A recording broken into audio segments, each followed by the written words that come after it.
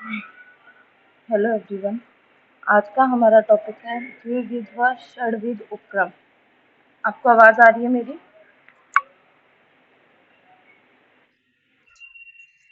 ठीक। तो ये जो टॉपिक है द्विविध और षड्विध उपक्रम, इसमें से आपका एक सब टॉपिक जो कि द्विविध उपक्रम है वो मैं पहले वाली क्लासों में पढ़ा चुकी हूँ। तो जिन्होंने भी क्लास नहीं ली है वो वाली रिकॉर्डिंग ज़रूर देखें और उसके बाद ये वाली रिकॉर्डिंग सुने, आपको ज़्यादा अच्छा समझ आएगा। ठीक है, तो शुरू करते हैं टॉपिक को। आप क्या समझते हो, चाहे आपसे बोला जाए द्विविध उपक्रम है या आपसे बोला जाए षड्विध उपक्रम है? तो सबसे पहले तो आपको ये उपक्रम का मतलब पता होना चाहिए। उपक्रम किसको कहते हैं? उपक्रम का मतलब क्या है? उपक्रम का मतलब है चिकित्सा। कि आप किसी भी रोग में क्या उपक्रम कर रहे हो, क्या चिकित्सा कर रहे हो, तो वही होता है उपक्रम का मतलब। कई बार नहीं समझ में आता है कि उपक्रम क्या बोला गया है, निदान है, लक्षण है या चिकित्सा है। तो आज के बाद हमेशा क्लियर रखिएगा, उपक्रम का मतलब क्या है? चिकित्सा। किसी रोग को ठीक करने के लिए जो कार्य किया जाता है उसको हम क्या कहते हैं? उपक्रम। और उपक्रम ही क्या है? चिकित्सा। अब दो तरह के उपक्रम बोले गए हैं, एक तो बोला गया है द्विविध और एक बोला गया है षड्विध। तो अगर आपको द्विविध उपक्रम आता है तो षड्विध आप इजीली लिख सकते हो, क्योंकि इन्हीं द्विविध उपक्रम से पूरा का पूरा षड्विध उपक्रम बना हुआ है। कहने का मतलब ये है कि द्विविध उपक्रम के अंदर दो चीजें आती हैं, एक तो आता है अवतर्पण और दूसरा आता है संतर्पण। ठीक है, एक तो अवतर्पण है, दूसरा है संतर्पण। तो ये जो षड्विध उपक्रम के अंदर जो 6 चीजें हैं उनमें से 3 तो आती हैं अवतर्पण के अंदर और 3 आती है संतर्पण के अंदर। क्लियर है? अब धीरे धीरे जैसे टॉपिक आगे बढ़ेगा ना, आपको सारी चीजें समझ में आ जाएंगी। तो शुरू करते हैं। ये एकदम बेसिक सी नॉलेज मैंने आपको दी है, कुछ बीच में नहीं आए समझ में तो बता दीजिएगा। ठीक है, तो शुरू करते हैं। शारीरिक व्याधि वात पित्त कफ के वैषम्य से तथा मानसिक जो व्याधि है वो रजतम के वैषम्य से होती हैं, सब जानते हैं। और इन्हीं विषमता को दूर करने के लिए हम चिकित्सा का प्रयोग करते हैं, और वो चिकित्सा हमारी द्विविध हो सकती है या षड्विध हो सकती है। तो इस द्विविध वैषम्य यानी कि शारीरिक रोग और मानसिक रोग को दूर करके हमें क्या करना है? साम्यावस्था में लेके आना है। इसके लिए आयुर्वेद में उपक्रम बताए गए हैं। तो सबसे पहले हम पढ़ेंगे द्विविध उपक्रम। द्विविध उपक्रम यानी कि दो चिकित्सा की बात की जाएगी। पहली चिकित्सा है अवतर्पण चिकित्सा, दूसरी चिकित्सा है संतर्पण चिकित्सा। अब आप अवतर्पण और संतर्पण का बेसिक मतलब क्या समझते हो? सिंपल लैंग्वेज में अगर बोला जाए तो अवतर्पण का मतलब क्या होता है कि ऐसा आहार कर रहे हो या ऐसी औषध का सेवन कर रहे हो जिससे शरीर में लघुता आए। ये तो होगी आयुर्वेद वाली डेफिनेशन। लेकिन आपसे बेसिक डेफिनेशन पूछा जाए अवतर्पण की तो क्या है? लंघन कराना, भूखा रखना, उपवास कराना, वो क्या होगा? अवतर्पण होगा। जिसमें शरीर को पोषण कम दिया जाए, ठीक है, लघुता लाने के लिए जिसमें ऐसे कर्म किया जाए जिससे शरीर में लघुता आए, वो सारे के सारे प्रोसेस किसके अंदर आते हैं? अवतर्पण के अंदर आते हैं। अवतर्पण कौन से महाभूत कर सकते हैं? हमारे पास 5 महाभूत हैं, ठीक है। पृथ्वी, आकाश, जल, वायु, ये सारे करके हमारे पास 5 महाभूत हैं। तो अवतर्पण वही महाभूत कर सकता है जिसके अंदर गुरु गुण ना हो, क्योंकि अगर गुरु गुण हुआ उन महाभूत वाले द्रव्यों में तो क्या शरीर का अवतर्पण हो पाएगा? नहीं हो पाएगा। क्या हो जाएगा? संतर्पण हो जाएगा। तो हमें ऐसे महाभूत चुनने हैं जिनके अंदर लघु गुण होता हो। तो ऐसे हमारे पास 3 महाभूत हैं, अग्नि है, वायु है और आकाश है। ये तीनों कैसी प्रॉपर्टी वाले होते हैं? लघु गुण वाले होते हैं। और बाकी की इनके अंदर जैसे सूक्ष्म है, किसी के अंदर विकासी प्रॉपर्टी होगी, किसी के अंदर तीक्ष्ण प्रॉपर्टी होगी। तो ये सारे ऐसे गुणों से मिलके बने होते हैं ये महाभूत, जो कि अवतर्पण कराने वाले होते हैं या लंघन कराने वाले होते हैं। क्लियर है? तो ये दूसरी इंपॉर्टेंट बात है, आपको याद रखनी है। अवतर्पण वाले द्रव्य कौन से महाभूत युक्त होते हैं? अग्नि, वायु और आकाश प्रधान वाले होते हैं। वहीं अगर संतर्पण की बात करें तो 2 बचे हुए महाभूत जल और पृथ्वी, वो किसके अंदर आ जाएंगे? संतर्पण में आ जाएंगे। ठीक है, तो ऐसा औषध आहार विहार जो शरीर में लघुता लाता है, वही क्या है? अवतर्पण चिकित्सा या लंघन है। अवतर्पण को ही लंघन चिकित्सा कहते हैं।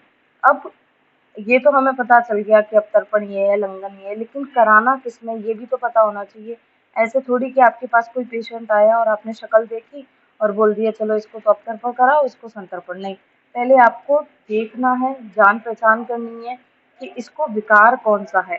तो जितने भी संतर्पण जन्य विकार हैं, चाहे स्थौल्य हो, चाहे प्रमेह हो, चाहे ज्वर हो, चाहे मूत्र क्रक्ष हो, पांडु, कामला, जितने भी संतर्पण जन्य विकारों के अंदर रोग आते हैं, उन सभी विकारों में हमें क्या करवाना है? अवतर्पण कराना है। यानी कि रोगी को ऐसे विकार हुए हैं जो कि अधिक संतर्पण का यूज करने से उसको हुए थे, तो आपको अब पेशेंट को क्या चिकित्सा में कराना पड़ेगा? उसको अवतर्पण देना पड़ेगा, जिससे उसके ये रोग ठीक किए जा सकें। तो सभी संतर्पण जन्य रोगों में व आम दोष जनित विकारों में अवतर्पण चिकित्सा की जाती है। उसके साथ साथ पित्त व कफ दोष, द्रव दोष होने से अवतर्पण सहन करने योग्य होते हैं। अब ये बात बहुत इंपॉर्टेंट है, थोड़ा सा ध्यान से सुनिएगा, अगर नहीं समझ में आए तो साथ में ही बता देना। क्या है कि जो हमारे पास 3 दोष हैं, एक तो वात है, एक पित्त है और एक कफ है, ठीक है। वायु तो खुद कैसी होती है? लघु गुण वाली होती है। अब मान लो एक व्यक्ति ये आपके पास वातज प्रकृति का है, एकदम क्रश है, दुर्बल है, और आप उसको भूखा और रख रहे हो और बोल रहे हो कि 10 किलोमीटर दौड़ के आ, यानी कि सारे उससे ऐसे कर्म करवा रहे हो जो वात प्रकोप करते हों उसके अंदर। तो क्या वो व्यक्ति उस अवतर्पण को सहन कर पाएगा क्या? बिल्कुल नहीं कर पाएगा, क्योंकि एक तो उसकी जो जन्मजात प्रकृति है वो भी वातज है, प्लस वो वात दोष से पीड़ित है। फिर आप उसको भूखा भी रख रहे हो, भूखा रखोगे तो वायु वात बढ़ेगी, और उसको आप दौड़ा भी रहे हो तो भी क्या होगा? वात का प्रकोप होगा, तो वो उस अवतर्पण को सहन नहीं कर पाएगा। तो ये लाइन कहना क्या चाह रही है? ये लाइन ये कहना चाह रही है कि ये जो 2 दोष है ना आपके पास, पित्त और कफ, ये तो अवतर्पण को सहन कर सकते हैं, क्योंकि ये थोड़े थोड़े कैसे होते हैं? द्रव युक्त होते हैं, थोड़े गुरु होते हैं वायु की, क्योंकि वायु में तो लघु गुण होता ही होता है। बाकी के ये दोनों होते हैं, ये वायु की अपेक्षा कैसे होंगे? थोड़े गुरु होंगे। इसलिए ये जो 2 दोष से पीड़ित जो रोगी होगा, वो अवतर्पण को सहन कर पाएगा। तो अब थोड़ा सा ये कॉम्प्लिकेटेड हो गया, अब एकदम सिंपल लैंग्वेज में समझाती हूँ आपको कि आपके पास ऐसे पेशेंट आए जिनको पित्त व कफ विकार हैं, आप उनको अवतर्पण करवा सकते हो। लेकिन अगर आपके पास वात रोग से पीड़ित कोई भी रोगी आया, आपको भूल के भी उसे अवतर्पण नहीं देना है, वरना उसका रोग और ज़्यादा बढ़ जाएगा। क्लियर है पॉइंट? कि पित्त कफ दोष जो हैं ये अवतर्पण को सहन कर सकते हैं, लेकिन वात दोष अवतर्पण को सहन नहीं कर सकता। वायु में हमेशा आपको क्या करवाना पड़ेगा? संतर्पण ही कराना पड़ेगा, क्योंकि वायु में जो है लघु गुण है और संतर्पण उसके अपोजिट गुरु। तो वायु को क्योर करने के लिए हमेशा आप संतर्पण का ही यूज करोगे, अवतर्पण चिकित्सा वहाँ पे यूज नहीं कर सकते। इस बात को अच्छे से अपने दिमाग में बिठा लीजिएगा, ठीक है। तो ये तो रही यहाँ तक की बात अवतर्पण की। अब थोड़ा संतर्पण को भी साथ में ही देखते हैं। जब अवतर्पण क्या है? जिससे शरीर में लघुता आ रही है, तो संतर्पण अपोजिट काम करेगा, जिसमें क्या हो? शरीर की वृद्धि हो या बल की वृद्धि हो, उसे हम क्या कहते हैं? संतर्पण कहते हैं। जैसे अवतर्पण को लंघन चिकित्सा कहा जाता है, उसी तरीके से संतर्पण को ब्रह्मण चिकित्सा कहा जाता है। अब हमने अवतर्पण संतर्पण जन्य विकारों में दिया था, तो उसी तरीके से हम अवतर्पण जन्य रोगों में क्या करवाएंगे? संतर्पण करवाएंगे। समझ में आ रहा है? जो रोग ज्यादा भूखे रहने से या ज्यादा डाइटिंग करने से, प्रमिताशन से, उनकी वजह से कुपित हुए हैं, या जो रोग हैं या दोष उनकी वजह से हुए हैं, तो उनमें आप कौन सी चिकित्सा करोगे? संतर्पण चिकित्सा करवाओगे। वह निराम वातज रोगों में संतर्पण चिकित्सा की जाती है। अभी बात हो चुकी है हमारी वातज में, आपको अवतर्पण चिकित्सा बिल्कुल नहीं करवानी है। लेकिन वातज भी कैसा होना चाहिए? निराम। अगर आम हुआ ना वायु के साथ, जैसे बात आम युक्त बात हुई, तो आप उसमें संतर्पण भी नहीं करा पाओगे, क्योंकि पहले आपको उस आम का पाचन कराना पड़ेगा। अगर आपने आम दोष के अंदर संतर्पण करा दिया, तो रोग और बढ़ जाएगा, आम का निर्माण और ज्यादा हो जाएगा, और हो सकता है रोग के अन्य उपद्रव भी उत्पन्न हो जाएँ। तो ये बात ध्यान रखनी है कि वातज रोग में संतर्पण करा सकते हैं, लेकिन किनमें? केवल जो निराम वातज रोग है। आम युक्त वातज रोग में, जैसे आम वात है, तो आप बताइए, आम वात एक वातज रोग ही हो गया एक तरीके का, लेकिन क्या आप उसमें संतर्पण करा सकते हो? कभी नहीं कराओगे, क्योंकि उसमें आम है। संतर्पण कराया आपने, घी तेल पानी और खिलाया उसको, तो और मर जाएगा व्यक्ति। ठीक है, तो याद रखनी है, केवल निराम वातज रोगों में ही संतर्पण करवाना है, और जो वातज विकार है उनमें अपतर्पण कभी नहीं कराना है। तो ये तो रही यहाँ तक की बात। अब आगे बढ़ते हैं अपतर्पण का उपक्रम और संतर्पण उपक्रम। अपतर्पण चिकित्सा के अंतर्गत प्रथम व महत्वपूर्ण लंघन चिकित्सा है। ठीक है, क्योंकि जब भी हम चिकित्सा की बात करते हैं तो चिकित्सा से हमारे दिमाग में 2 ही चिकित्सा आती हैं, संतर्पण, अपतर्पण। तो ये, और इनमें भी क्या है विशेषता? लंघन। मैंने आपको पिछली क्लासों में बताया भी था कि रोग बहुत जो दोष है वो बहुत अल्प है, तो हम उसमें केवल लंघन करा देते हैं। तो ये चिकित्सा का एक बहुत इम्पोर्टेंट ही पार्ट है, चाहे आप उसको लंघन बोलो, चाहे आप उसको अपतर्पण बोलो। तो जो आहार व औषध शरीर में लघुता व हल्कापन लाते हैं, वही क्या कराएंगे? लंघन करवाएंगे। और यह किनमें करवा सकते हो? जो संतर्पण जन्य विकार है, जैसे कि प्रमेह है, कुष्ठ है, ज्वर है, पांडु है, कंडु, क्लैव्य, अतिस्थौल्य, सारे के सारे संतर्पण उत्त विकार हैं। यानी कि अधिक संतर्पण यूज करने से या अधिक ब्रह्मण कराने की वजह से इन रोगों की उत्पत्ति होती है। तो उन्हीं व्याधियों में आपको अपतर्पण चिकित्सा करानी है। रटना नहीं है, जैसे पढ़ोगे अपने आप याद हो जाएगा, रटने की कोशिश मत कीजिएगा। ठीक है, फिर उसके बाद ये तो रही बात किसकी? अपतर्पण की। अब करते हैं संतर्पण। संतर्पण को हम क्या भी कहते हैं? ब्रह्मण भी कहते हैं। ये हमारी बात हो चुकी है कि इनको मुख्यतः वातज रोगों के शमन के लिए ही ब्रह्मण चिकित्सा कराई जाती है। अपतर्पण से शरीर में, अब सुनना ध्यान से, अगर आप लंबे टाइम तक अपतर्पण कराओगे तो शरीर में रूखापन बढ़ेगा, क्योंकि अपतर्पण के अंदर कैसे गुण होते हैं? जो भी आप द्रव्य यूज करोगे अपतर्पण कराने के लिए, वो रूक्ष, उष्ण, लघु, ये प्रॉपर्टी वाले होंगे। तो शरीर में रुक्षता बढ़ जाएगी, क्योंकि वात का प्रकोप हो जाएगा। बहुत लंबे टाइम तक आप अपतर्पण करा रहे हो तो वायु का प्रकोप होगा कि नहीं होगा? तो शरीर में अपने आप रुक्षता बढ़ जाएगी, और स्नेहांश की क्या हो जाती है? कमी हो जाती है, जिसकी वजह से देह, अग्नि, बल, वर्ण, ओज, शुक्र, जितनी भी शरीर के अंदर जो बलवान चीजें हैं, ओज है, शुक्र है, अग्नि, सबका क्या हो जाएगा? कम हो जाएंगे। क्यों? क्योंकि शरीर में रुक्षता बढ़ती जा रही है। और क्या होगा? पार्श्वशूल, अरुचि, उन्माद, प्रलाप, ये सारे के सारे अपतर्पण की वजह से होने वाले विकार हैं। ठीक है, तो ये विकार उत्पन्न हो जाएंगे। तो इस अवस्था में आपको क्या करवाना है? ब्रह्मण, स्नेहन, स्तंभन, प्रधान संतर्पक उपक्रमों का प्रयोग करना है। अब देखो, मैंने आपको शुरुआत में 2 चीज बताई थी कि एक तो हमारे पास द्विविध चिकित्सा है और एक हमारे पास षड्विध है। तो ये जो द्विविध चिकित्सा है, इसी के अंदर क्या हो रहा है? षड्विध उपक्रम आएगा। ठीक है, क्योंकि जो अपतर्पण है और संतर्पण है, इन्हीं के अंदर पूरी चिकित्सा चलती है आयुर्वेद में। जैसे कि संतर्पण चिकित्सा है, तो इसके अंदर कौन कौन से प्रोसेस हम करवाते हैं? ब्रह्मण करवाते हैं, स्नेहन करवाते हैं और स्तंभन करवाते हैं। ठीक है, ये 3 प्रोसेस किसके अंदर आते हैं? संतर्पण के अंदर। और इनके अपोजिट जो प्रोसेस है, जैसे लंघन हो गया, ठीक है, स्वेदन हो गया, और एक लंघन हो गया, स्वेदन हो गया, एक और भूल रही हूँ, आगे आ जाएगा। ये 3 उपक्रम किसके अंदर आएंगे? अपतर्पण के अंदर आएंगे। तो ऐसे जो रोग जो अपतर्पण की वजह से हुए हैं, उनमें आपको संतर्पण द्वारा ये प्रोसेस कराना है। कौन कौन से? ब्रह्मण कराओ, जो रोग ब्रह्मण के योग्य लग रहा है आपको, उसमें ब्रह्मण कराओ। जिसमें आपको स्नेहन की जरूरत लग रही है, उसमें स्नेहन कराओ। जिसमें आपको स्तंभन कराना है, उसमें स्तंभन करवाओ। ठीक है, तो इन प्रधान संतर्पक उपक्रमों का आपको क्या करना है? प्रयोग करना है। तो इतना आपको समझ आया, ये जो अभी मैंने बताया आपको, समझ तो आ रहा है ना? आवाज आ रही है मेरी? ओके। अब हाँ, थोड़ा हो सकता है आपके लिए कंफ्यूजिंग हो, तो जो भी अगर आपको कंफ्यूजन हो रहा हो, आप साथ में ही डाउट क्लियर कीजिएगा। अभी एक बार पहली बार पढ़ोगे ना थोड़ा सा कंफ्यूजिंग लगेगा, बाद में अपने आप ही इजीली खुद से ही लिखना शुरू कर दोगे, अपने आप समझ में आने लग जाएगा आपको।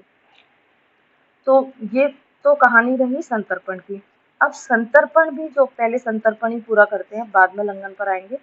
जो संतर्पण होता है वो दो तरीके का होता है, ध्यान रखिएगा, पूछा जाता है एआईएपीजीटी में, ये क्वेश्चन आता है।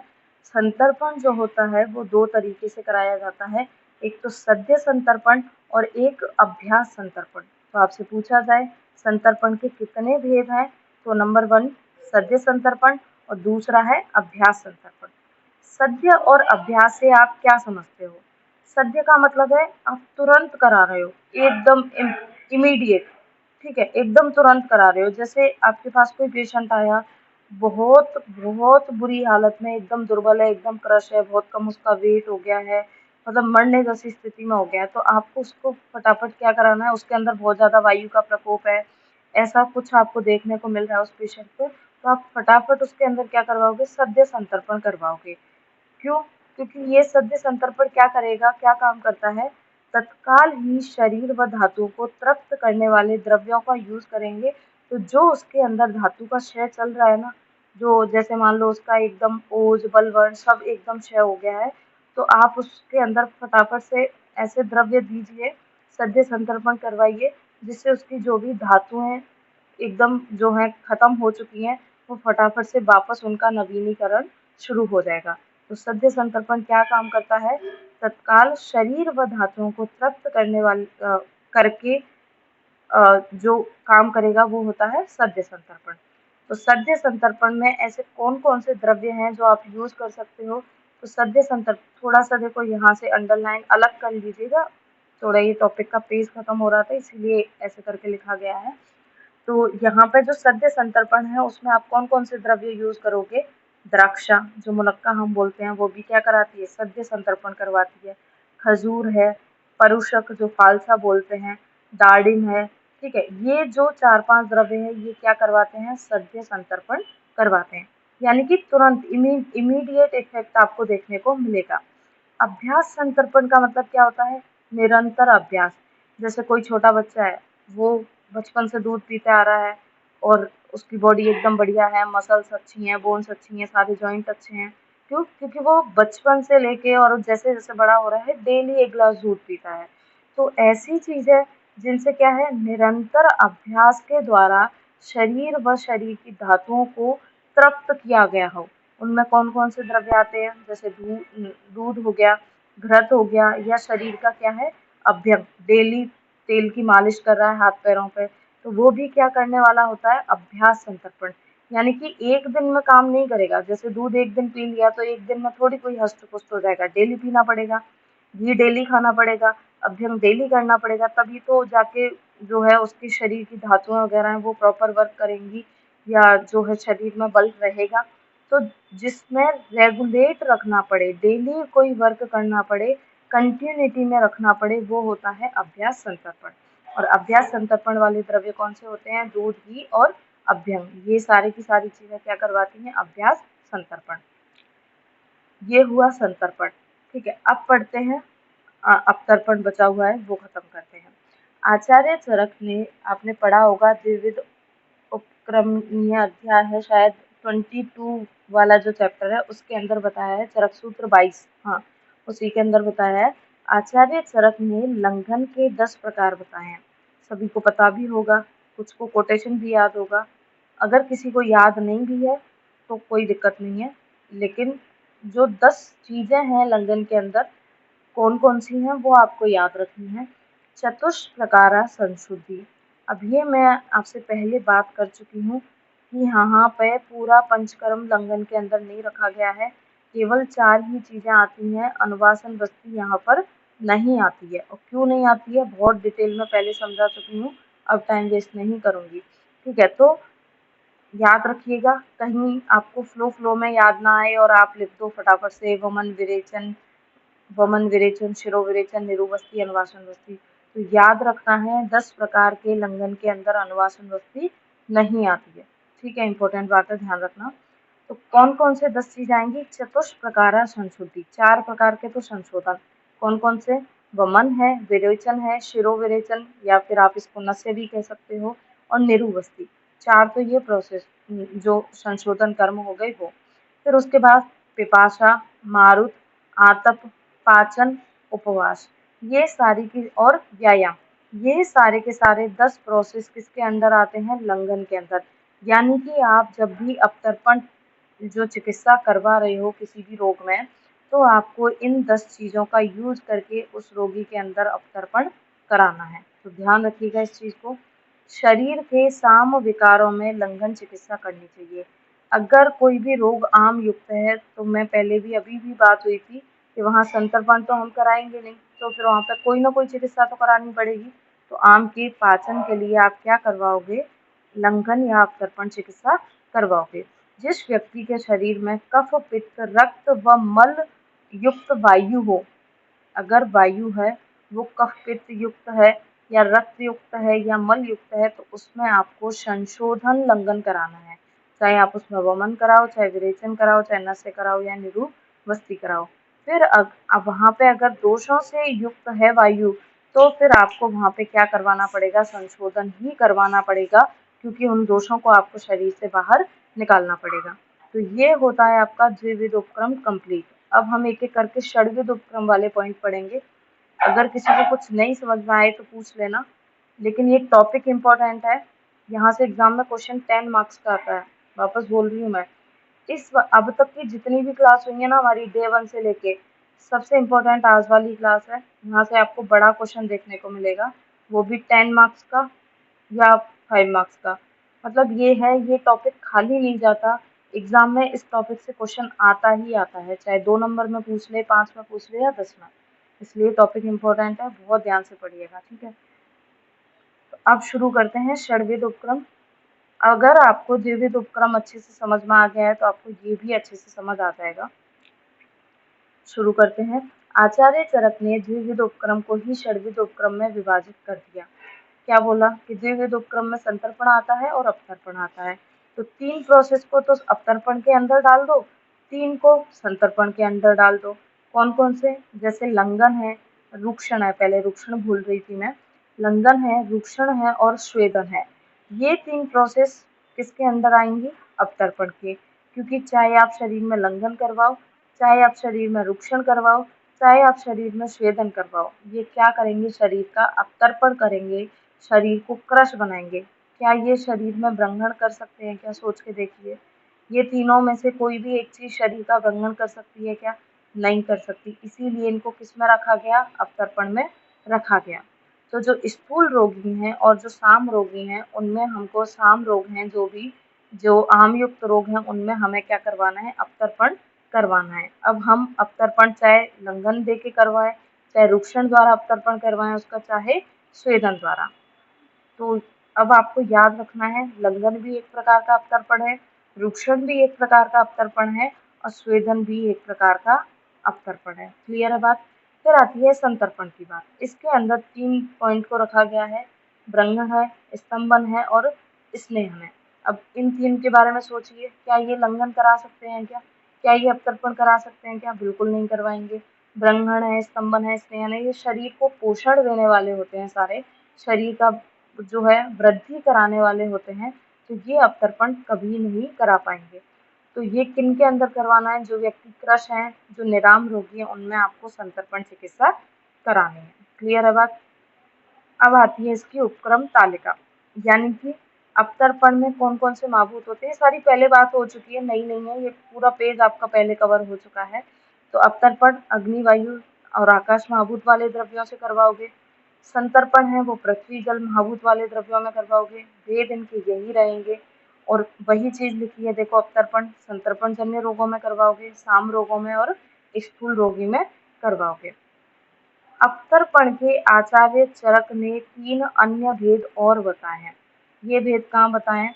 जब आप जनपदोध्वंस वाला अध्याय पढ़ते हो ना, वहाँ आचार्य चरक ने ये 3 भेद बताए हैं, लंघन, लंघन पाचन और दोषावसेचन। लंघन आपको किन में करवाना है? जो अल्प बल दोष है, बहुत कम मात्रा में दोष कुपित है, उसमें आप केवल लंघन देके काम चलाओ। अगर मान लो ऐसी स्थिति है कि दोष जो है वो बहुत ज़्यादा भी नहीं है, बहुत कम भी नहीं है, थोड़ी बहुत औषध दोगे ठीक हो जाएँगे। तो वहाँ आप लंघन और पाचन देकर के दोष को ठीक कर सकते हो। और दोषावसेचन का मतलब क्या है कि जो दोष शरीर में पड़े हुए हैं, उनको शोधन द्वारा शरीर से बाहर निकालो। तो ऐसा आपको कब करना पड़ेगा? जब शरीर के अंदर दोष बहुत अधिक मात्रा में पड़े हुए होंगे, तो उनको आपको दोषावसेचन करके बाहर निकालना पड़ेगा। ये तो थे भेद किसके? अवतर्पण के। तो अवतर्पण के 3 भेद होते हैं, लंघन, लंघन पाचन, दोषावसेचन।